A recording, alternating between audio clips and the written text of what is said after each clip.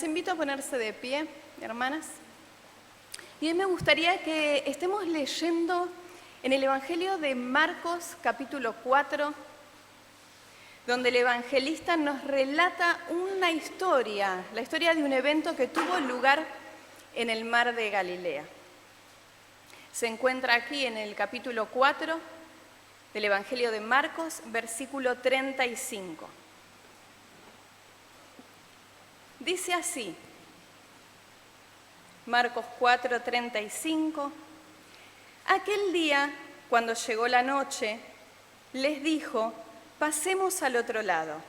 Y despidiendo a la multitud, le tomaron como estaba en la barca, y había también con él otras barcas.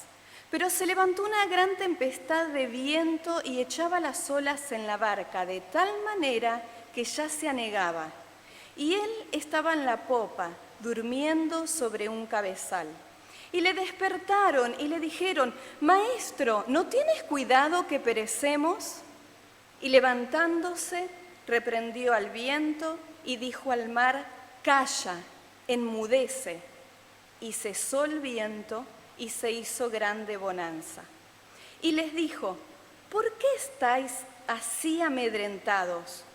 ¿Cómo no tenéis fe? Entonces temieron con gran temor y se decían el uno al otro: ¿quién es este que aún el viento y el mar le obedecen? Y el mensaje de hoy está titulado de esta forma: ¿quién es este? Oramos. Padre Dios, en el nombre de tu Hijo Jesucristo te agradecemos por tu palabra siempre viva y eficaz. Gracias por hablarnos a través de ella. Y hoy te rogamos, Padre, que tu Espíritu Santo esté obrando en nosotras. Que estés, Señor, sacando toda tentación a pensar en otras cosas, Señor.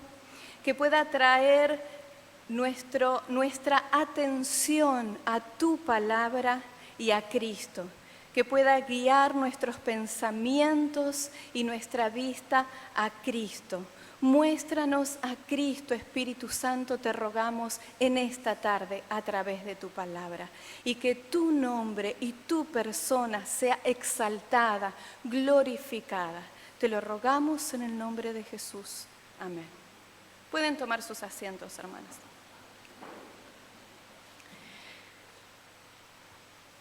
Saben que en el mundo literario hay historia de misterios que comienzan con esta frase, con esta expresión.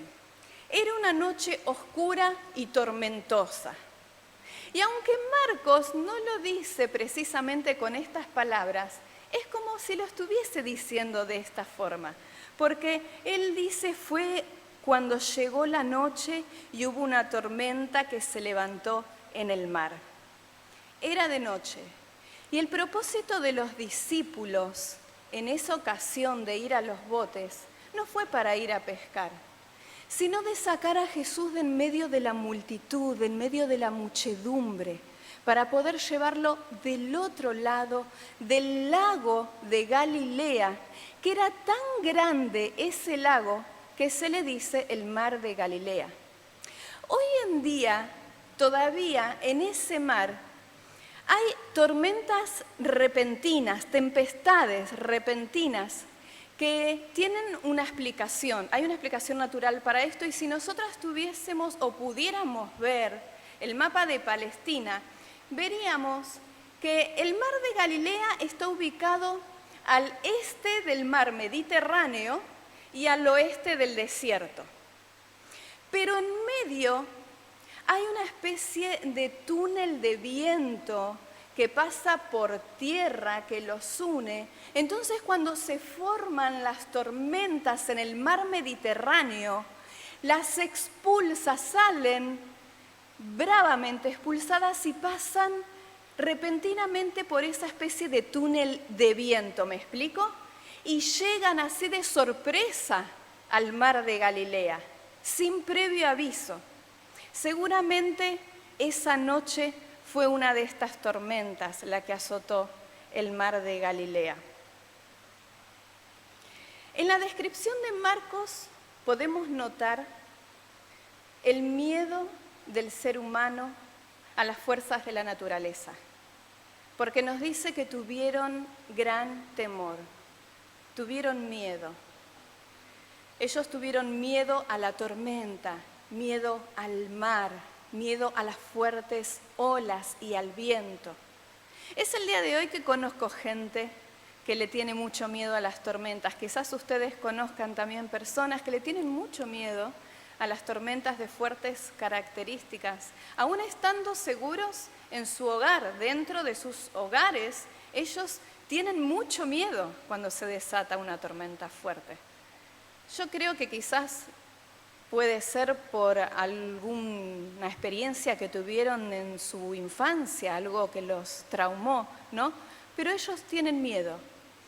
Pero tengan en cuenta que estos hombres de este relato eran pescadores profesionales. Ellos estaban acostumbrados a estar en el mar con tormentas.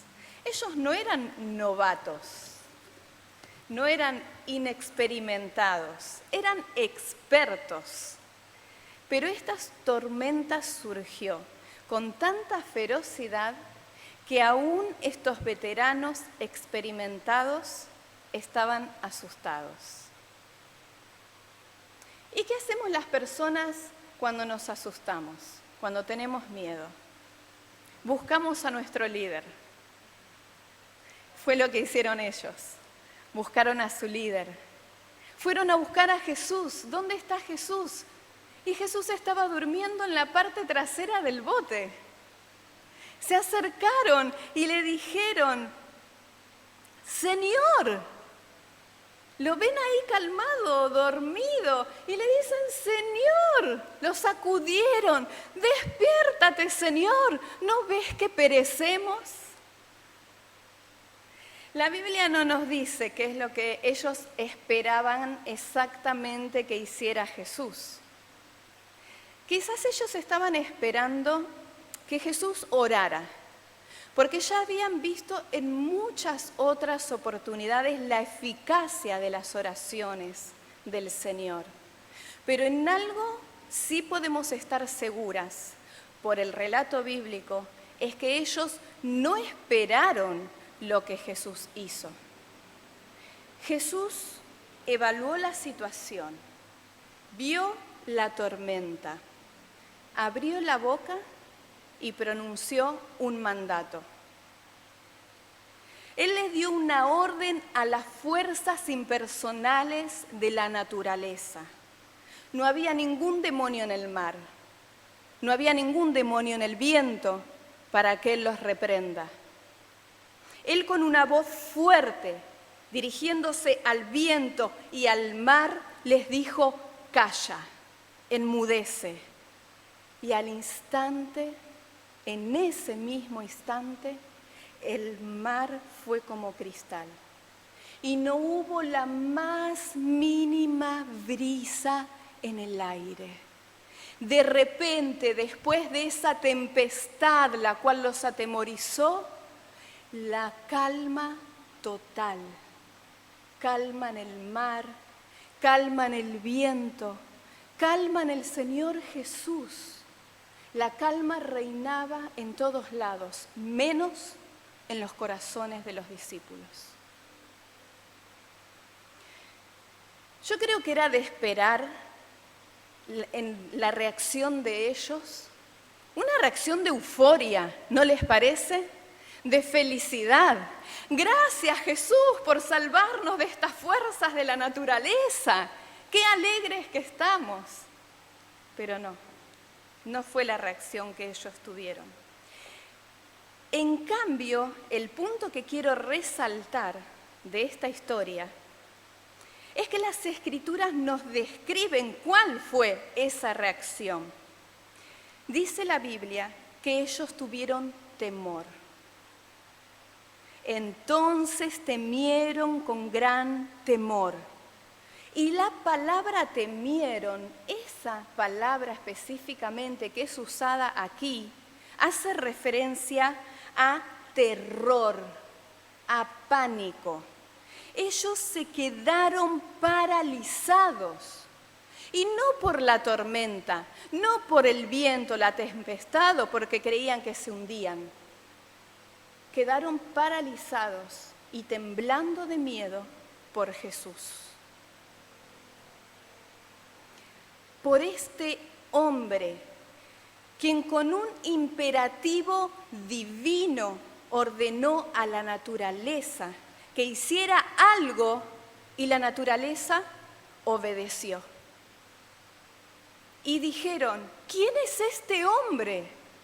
¿Quién? Que hasta el viento y el mar le obedecen. Y aquí permítanme un pequeño paréntesis. Ya sea que lo pensemos conscientemente o inconscientemente, todos nosotros, todas las personas tenemos como mecanismo de defensa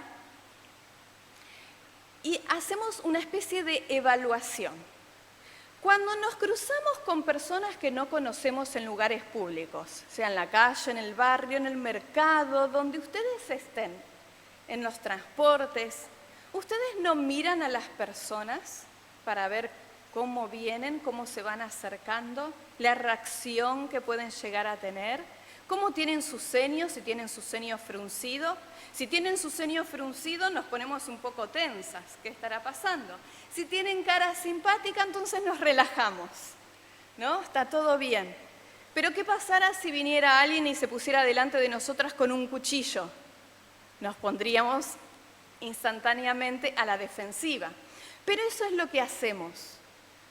Los clasificamos, los catalogamos y decimos, y para nosotras mismas, si esa persona es amigable o si esa persona es peligrosa. Es por eso que leemos mucho el lenguaje corporal de las otras personas, ¿no es así? Pero hacemos eso, queriéndolo o no lo hacemos. Clasificamos y catalogamos. Esto mismo hicieron los discípulos.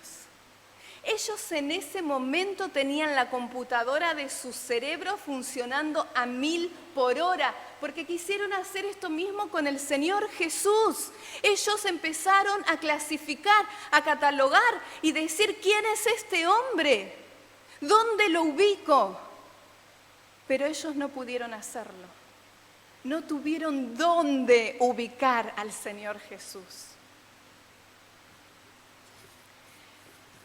Ellos se dieron cuenta que estaban en la presencia de uno que vino como un ser humano, como cualquier otro hombre, pero que acababa de hacer algo que lo ponía en una clasificación única, que lo hacía completamente distinto, diferente, lejos de cualquier otra persona,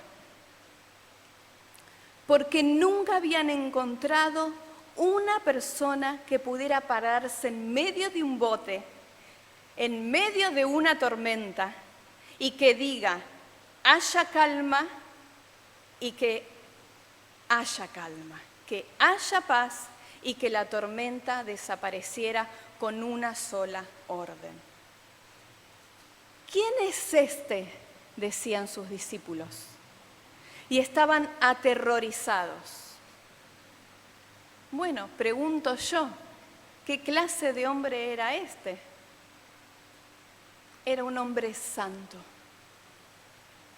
un hombre diferente en todo sentido, diferente en trascendencia, único, sin igual, sin comparación. ¿Quién es este supremo ante cuya santidad las personas que antes se sentían cómodas en su presencia, ahora estaban aterrorizadas y hubieran recibido con gusto otra vez el mar embravecido solamente para darles un respiro? ¿Quién es este que aún el viento y el mar le obedecen? La respuesta es clara. Es el santo. Y cuando esa santidad rompe el velo de su naturaleza humana, la gente tiembla. Permítanme hacerles esta pregunta. ¿qué clase de hombre creen que era Cristo?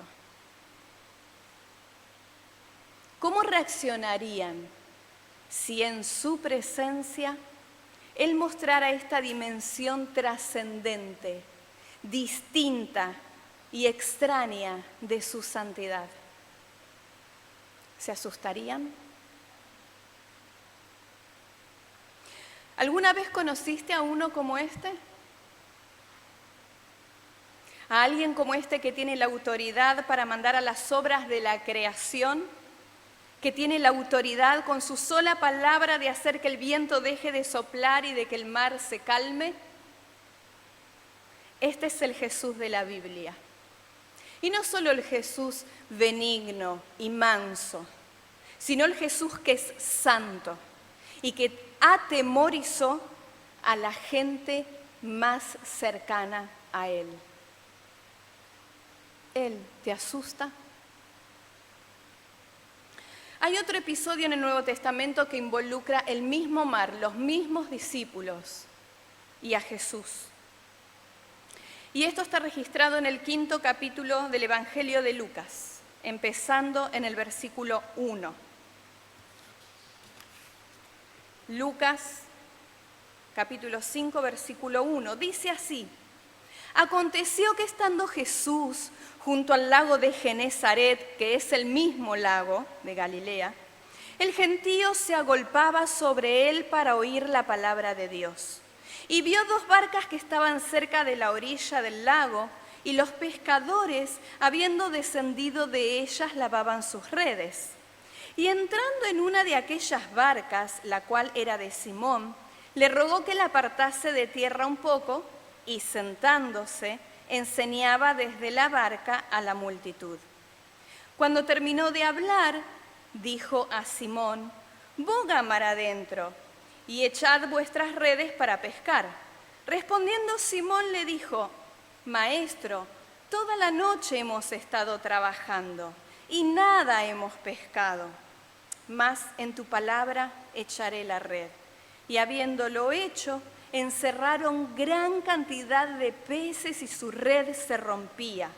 Entonces hicieron señas a los compañeros que estaban en la otra barca para que viniesen a ayudarles. Y vinieron y llenaron ambas barcas, de tal manera que se hundían. Viendo esto, Simón Pedro cayó de rodillas ante Jesús, diciendo: Apártate de mí, Señor, porque soy hombre pecador. Porque por la pesca que habían hecho, el temor se había apoderado de él y de todos los que estaban con él, y asimismo de Jacobo y Juan, hijos de Zebedeo, que eran compañeros de Simón. Pero Jesús dijo a Simón: no temas, desde ahora serás pescador de hombres. ¿Pueden ver lo que está pasando acá? Jesús está por enseñarles a las multitudes. Y cuando hablamos de multitudes no hablamos de un terreno que conocemos nosotros, un campito lleno de gente. En esta ocasión había venido gente de todos los alrededores para escuchar al Señor Jesús. De Judea, de Decápolis, del otro lado del mar de Galilea, de Capernaum, de la región de Galilea. Había una verdadera multitud esperando para escuchar al Señor. Entonces el Señor le pide a sus discípulos un bote para que Él pueda subirse al bote y desde ese bote alejarse un poco a la orilla y ahí desde la orilla, subido al bote, poder hablarles a las multitudes. Cuando terminó el Señor de hablar a las multitudes, le dice a Simón Pedro y a sus otros discípulos que habían estado arreglando las redes a la orilla del mar, que vayan mar adentro, que suban los botes al bote, que vayan mar adentro y que echen las redes. Jesús era su maestro, era el rabí. Generalmente cuando el rabí les decía algo, los discípulos obedecían sin ninguna duda, sin reproche, sin decir nada. Pero esta vez observamos en el relato que Simón Pedro le dijo algo a Jesús. En esta ocasión Pedro argumentó. Es como si Simón estuviera diciendo: Jesús, entendemos cuán supercompetente eres en el área de teología. Y cuando nos enseñas teología, nosotros estamos postrados a tus pies, escuchando y aprendiendo. Pero en esta ocasión, Señor, somos pescadores profesionales. Danos un poco de crédito. Además, Señor, estuvimos toda la noche tratando de pescar y ni un solo pescado subió a la red. Señor, no hay pescados hoy, no hay peces hoy en el mar de Galilea. Pedro le estaba diciendo al Señor lo que el Señor sabía, pero dijo: bueno, está bien, como si dijera a sus compañeros de pesca: vamos a hacerle caso al Señor, vamos a hacerle caso, vamos a darle la razón, vayamos y demostrémosle que no hay peces en el mar hoy. Y fueron, lo hicieron. ¿Y qué pasó? ¿Qué leemos en el relato bíblico? Leemos que pareció que cada pez que había en el mar de Galilea saltó a esa red. Tantos peces, saltaron tantos peces a esa red que empezó a romperse. Entonces tuvieron que pedirle ayuda a otra barca. Se acercó otra barca y también cargaron esa barca con los peces. Pero eran tantos, demasiados los peces, que también esta barca, esta red comienza a romperse. Y parecen que los dos barcos, ambos, se hunden. ¿Cuál fue la reacción que tuvo Simón Pedro? Miren, acá vemos que fue una reacción completamente distinta a lo que alguien esperaría. Simón Pedro es un pescador profesional, un hombre de negocios.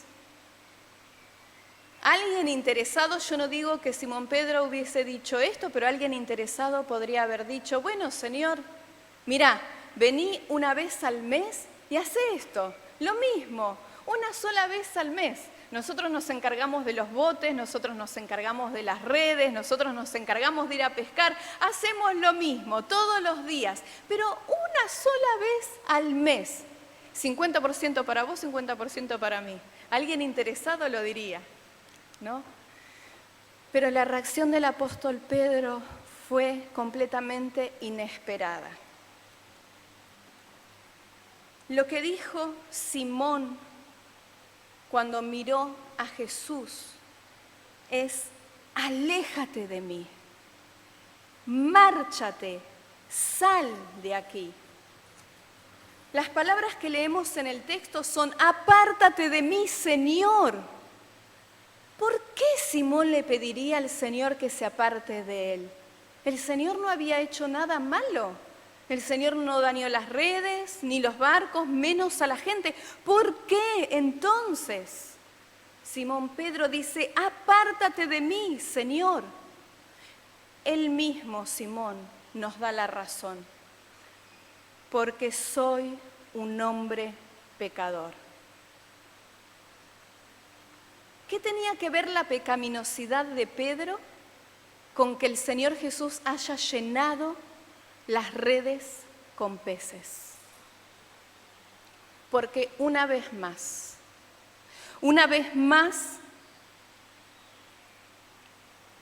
se puede ver la obra milagrosa de Cristo. Hay una aparición repentina de su gloria, su majestad trascendente, la cual había sido velada por su humanidad. Estaba tapada, oculta, pero de repente se manifiesta. Y una vez más, Simón se da cuenta de que está parado delante de la presencia del Santo y no puede soportarlo. Jesús, por favor, apártate de mí, vete porque soy un pecador. No puedo estar en la presencia del Santo, estoy desnudo, estoy expuesto. Cuando tú te manifiestas en tu gloria, como ahora, es devastador para mí. Es traumático. No tengo cómo defender. Necesito un espacio. ¿Por qué la gente huye de Cristo? ¿Por qué la gente escapa de Dios?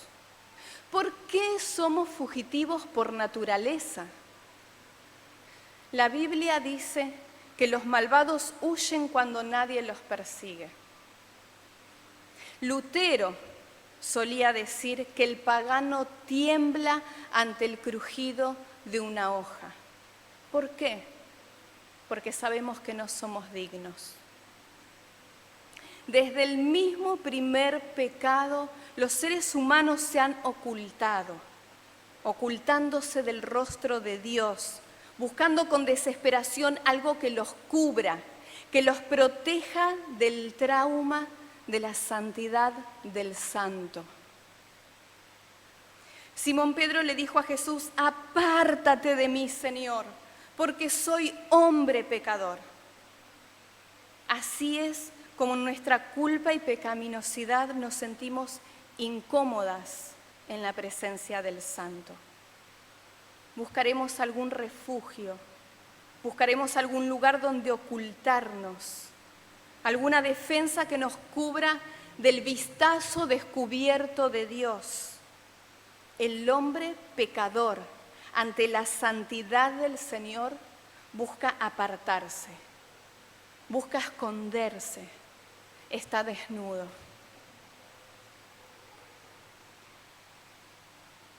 Quiero preguntarte en esta tarde, ¿cuán cómoda estás en la presencia del Santo? ¿Estás incómoda? Cuando los escritores bíblicos se encontraron con la santidad del Señor, cayeron de rodillas, como muertos delante de Él. Dice Apocalipsis 1:10 en adelante, y aquí está escribiendo Juan: yo estaba en el Espíritu en el día del Señor, y oí detrás de mí una gran voz como de trompeta que decía: yo soy el Alfa y la Omega, el primero y el último.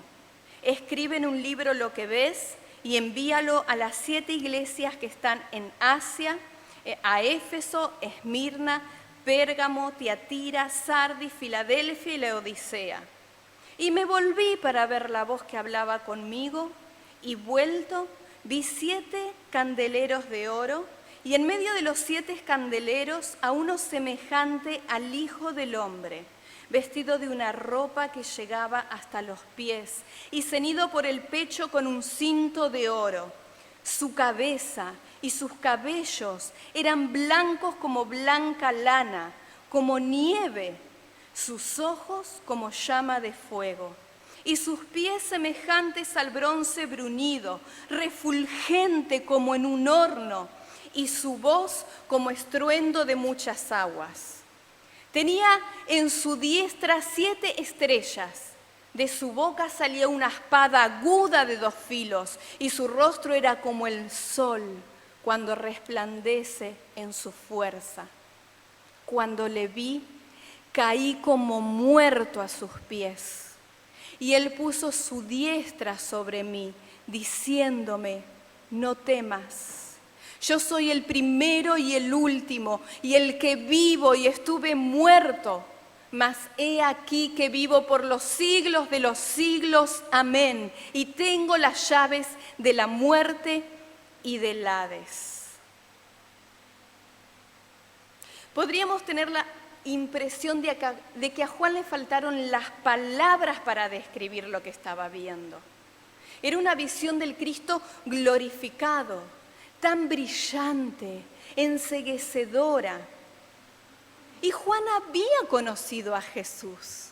Juan había vivido 3 años con el Señor Jesús cuando estuvo en esta tierra. Es más, Juan había sido de sus discípulos casi el más cercano. Juan había visto un destello de la gloria del Señor en el monte de la Transfiguración. Pero ahora estaba viendo a este Cristo santo, con una profundidad y una manera que nunca antes había tenido el privilegio de verlo antes. ¿Cómo responde Juan a esta impresionante visión? Lo dice el versículo 17. Cuando lo vi, caí como muerto a sus pies. La visión de la gloria y de la santidad de Cristo es más de lo que puede soportar su humanidad pecadora. Y si nosotras pudiéramos verlo a Jesús tal como Él es, tampoco podríamos soportarlo en nuestra humanidad pecadora. Este también fue el caso de otras personas en las Escrituras. Hay una serie de relatos similares. Algunos de ellos son Isaías en el capítulo 6, Habacuc, Daniel en el capítulo 10, versículo 5, relata una historia muy similar a la que leímos anteriormente. Y alcé mis ojos y miré, y he aquí un varón vestido de lino, y ceñidos sus lomos de oro de Ufaz. Su cuerpo era como de berilo, y su rostro parecía un relámpago, y sus ojos como antorchas de fuego, y sus brazos y sus pies como de color de bronce bruñido, y el sonido de sus palabras como el estruendo de una multitud. Y solo yo, Daniel, vi aquella visión, y no la vieron los hombres que estaban conmigo, sino que se apoderó de ellos un gran temor, y huyeron y se escondieron.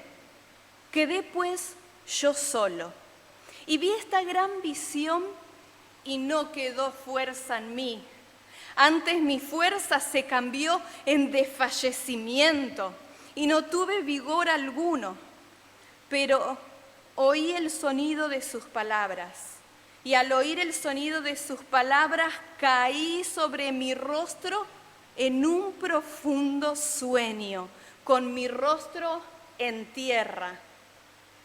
Y me dijo: Daniel, varón muy amado, está atento a las palabras que te hablaré y ponte en pie, porque a ti he sido enviado ahora. Mientras hablaba esto conmigo, me puse en pie temblando. Entonces me dijo: Daniel, no temas, porque desde el primer día que dispusiste tu corazón a entender y a humillarte en la presencia de tu Dios, fueron oídas tus palabras, y a causa de tus palabras yo he venido. Daniel tembló en la presencia del Señor. Saben, mis hermanas, que en nuestra generación se hizo demasiado énfasis en lo que los teólogos llaman la inmanencia de Dios o la inmanencia de Jesús. ¿Qué significa esto? Significa su cercanía, su proximidad. Él es un Dios personal, y esto es así, es verdad. Pero se hizo tanto énfasis en la inmanencia, en su cercanía, que en muchos casos perdimos el enfoque de la trascendencia de Jesús, que es lo que hemos visto anteriormente. de su grandeza, de su majestad, de su señorío, de lo asombroso que es. Como resultado de esto, hoy en día, en el ámbito cristiano, en muchas iglesias y aún muchas personas cristianas, hay una ligereza, una trivialidad acerca de Jesús. Incluso se puede oír que se habla de Jesús de una forma muchas veces inapropiada y me atrevo a decir que también hasta irreverente. Lo nombran a Jesús y hacen alusión y comentarios acerca de Jesús como que si él fuera, no sé, un vecino normal. Creo que se perdió en gran parte la perspectiva correcta sobre quién es Jesús, el sentido de la grandeza del Señor y el temblor que debemos tener ante su presencia. Si tuviéramos algún concepto de lo santo, poderoso e impresionante que Él es, temblaríamos en su presencia. Estaríamos postradas sobre nuestros rostros.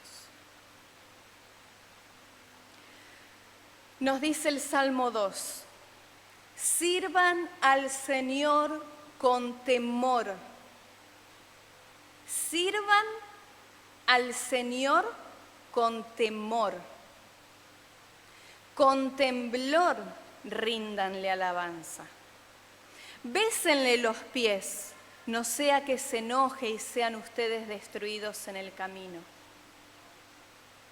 Sirve al Señor con temor, con temblor ríndele alabanza. Ese es el Jesús trascendente. Luego, por su gracia y por su misericordia, bésalo. Acércate al propiciatorio, a ese trono de misericordia, porque Él ha derramado su sangre para que podamos tener libre entrada a ese propiciatorio.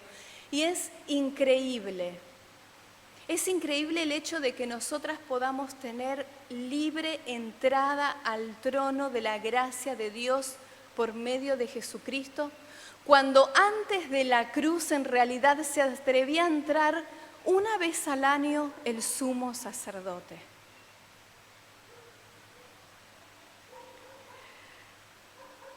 Pero una cosa que te quiero decir, mi querida hermana, es que cuando te acerques a ese trono de la gracia, lo hagas en arrepentimiento, teniendo en cuenta la trascendencia de nuestro Señor, con reverencia y con respeto. No podemos acercarnos al trono de la gracia, al Señor Jesús, con nuestros trapos sucios de nuestra propia justicia o de nuestros pecados no confesados y decir, ay Señor, te amo, vengo a alabarte esta tarde. No podemos hacer eso.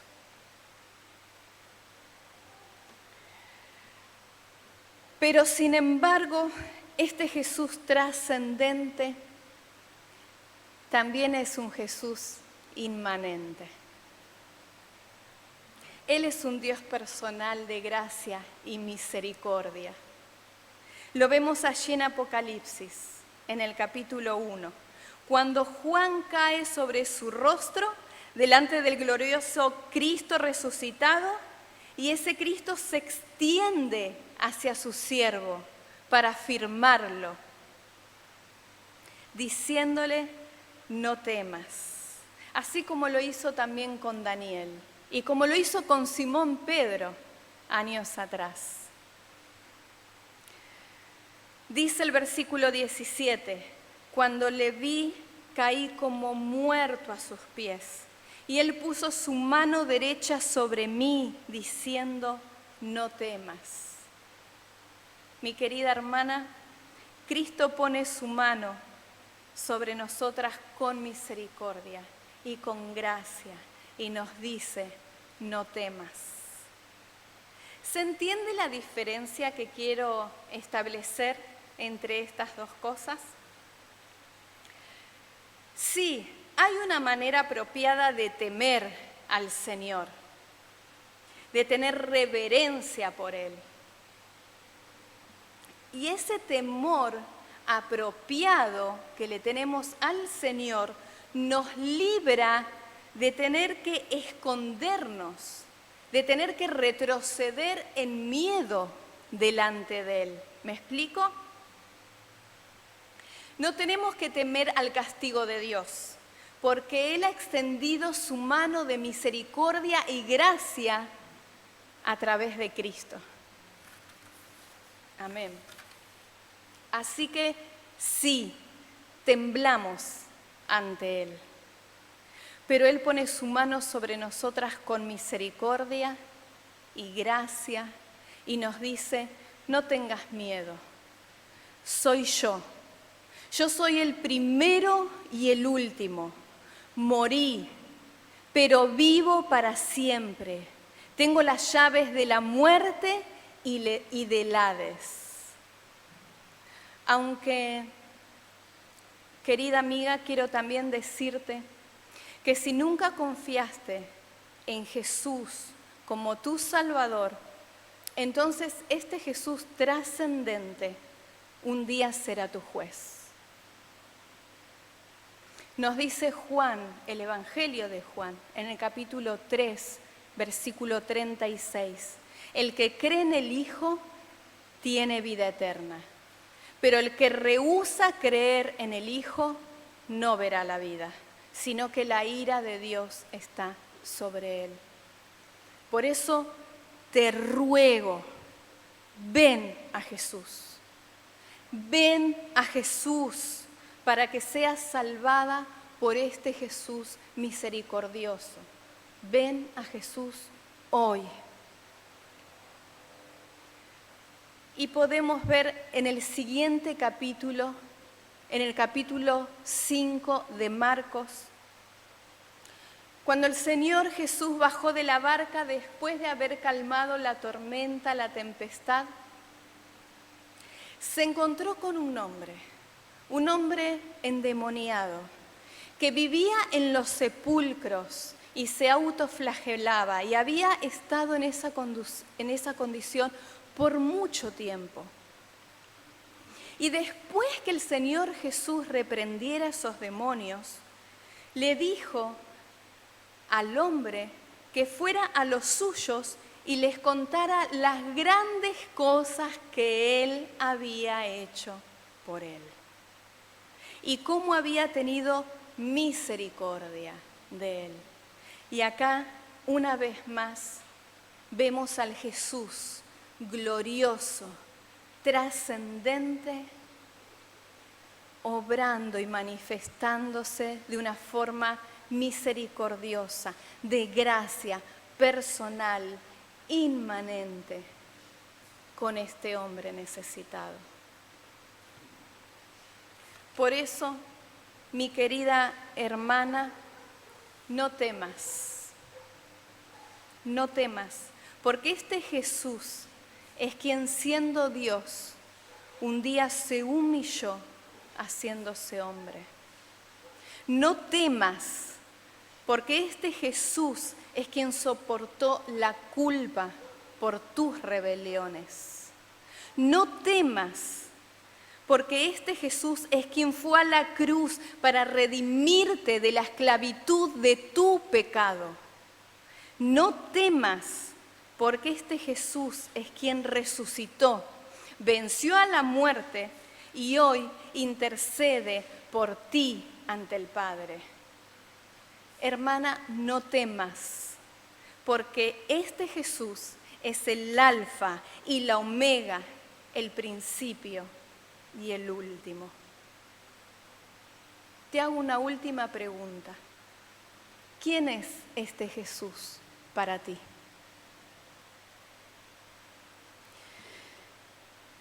Oh Padre, Señor, ¿quién no te temerá? ¿Quién no te temerá, oh Señor, y glorificará